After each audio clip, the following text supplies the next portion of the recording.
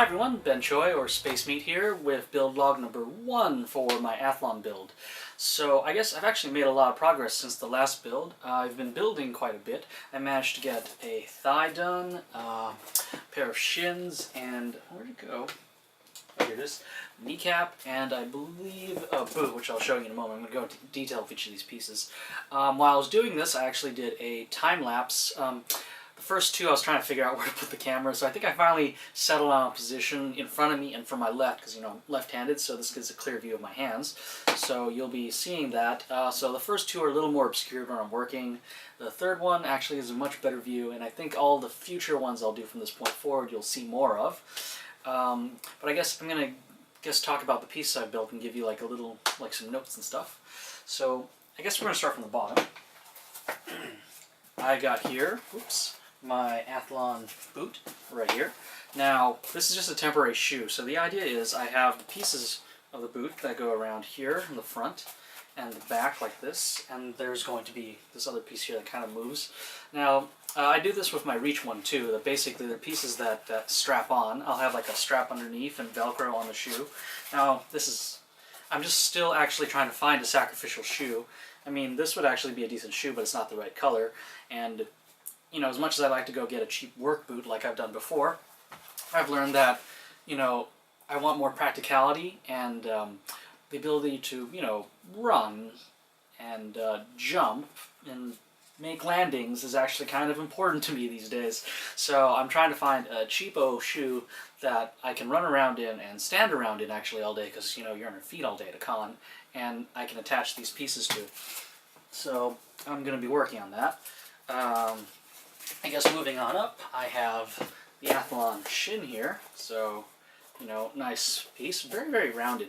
I definitely had to learn how to curve this way and this way. This is like a three-part curve, so you can see from one piece. It's pretty cool. In comparison to my Reach shin, it's actually much more narrow down here at the bottom, and I had a lot of trouble getting my foot in here. So to kind of make an allowance for it, I left this area unglued, so when I stick my foot in, there's a natural bend that will cause it to, separate like this. And that's just really because the geometry is a little different. So like in comparison, here's the Reach shin and here's the Athlon one. You can see the Reach one gets significantly wider at the bottom, so I can shove my foot in there really easy. This one, not so much. So I have to make allowances. You have to remember that these are also modeled basically by, by Rundown, who did a great job, by the way.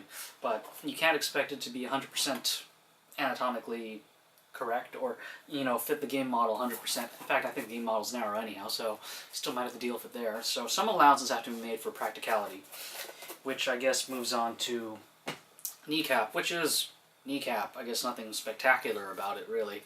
I'm going to be putting purse snaps here and here and just, attaching them to my knee. In my previous versions of the Reach one, I just actually put a rubber elastic strap and just pulled it up. Pretty easy. And finally, I've moved on to the thigh. So, I guess I'll give a few notes. This is my Reach thigh. So, because I've built a Reach thigh, I know my approximate dimensions, so it's kind of easy to scale this upwards.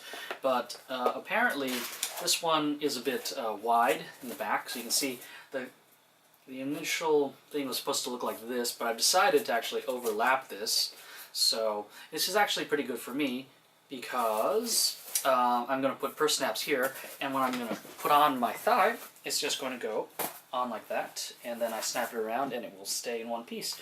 So this way I can remove and put it on, instead of the old version where I would just have to slide my leg into this like pants. So the whole point of this is to try to put my armor on faster and better, and make it easier to make repairs in the field. Because definitely one problem I encounter with this are when the lights in here break, I have to take off my shoes, my kneecaps, and then pull this thing off. Oh, and disconnect the wiring that is connected to my chest plate. Real hassle. So if I can actually remove this piece to look at it to make repairs or anything like that while the rest of the armor's on, that'll help. So maximum flexibility. Definitely, especially with foam, you have to learn to kludge a little, because as you can see, this is definitely, well, this is not game accurate, but it's not even accurate to the final anymore, because now I'm closing the gap. But, as long as it fits, because otherwise this is way too big for me, and it kind of just, will walk around on me. So that, I think, covers the current set of builds. Right now I am actually working on my contoured forearm, if I can find it, which I have actually lost in the beginning. Oh, I found it. Here it is. The contoured forearm, this is just the top of it. You'll see more of this in the next build log, but it just goes on like this. Also going to attach it with magnets. Those are going to be a bottom piece and an elbow piece, so you'll see more of that when I'm done. And I think that pretty much covers the current set of logs. I think the next 2 or 3 is just basically me building out as much foam as possible and trying to get it all done. And then I'll, move on to the newer stuff, especially the mounting and the undersuit, which to me is going to be a pretty big challenge, I guess. You'll probably want to see me actually build a helmet. Not a lot of people seem to do foam helmets, so I might make that a very detailed log. I might even put on the head cam again, and we'll see how that goes, depending on how complicated I think it is. But for now, I'm going to go straight into the videos, the time lapses of all the pieces you just built, so you can get an idea of me building it, I guess, and probably better than watching me use the head cam again. So I guess, here we go.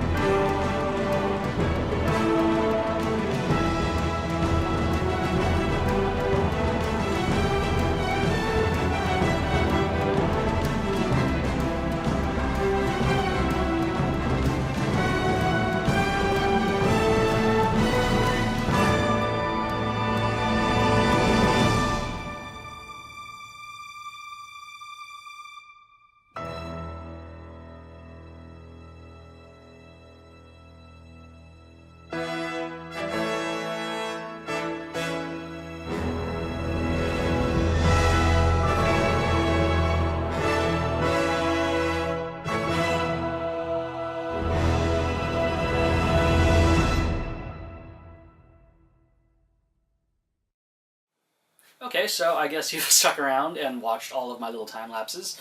I guess that's all I've got for this video log, so just next up is going to be the upper body, so I'm going to be working on forearms and shoulders, and I think that's about it. I'm going to transition to the chest plate quite soon, but I don't think that's going to make it into the next log. Actually, I realized I actually have to do a spinal plate too, and I have not found a proper file for the spine, so I'm going to be working on that. And crotch plate as well, but we'll see. Take it one piece at a time. So definitely I'm going to start focusing on the upper body next, and I guess until next time.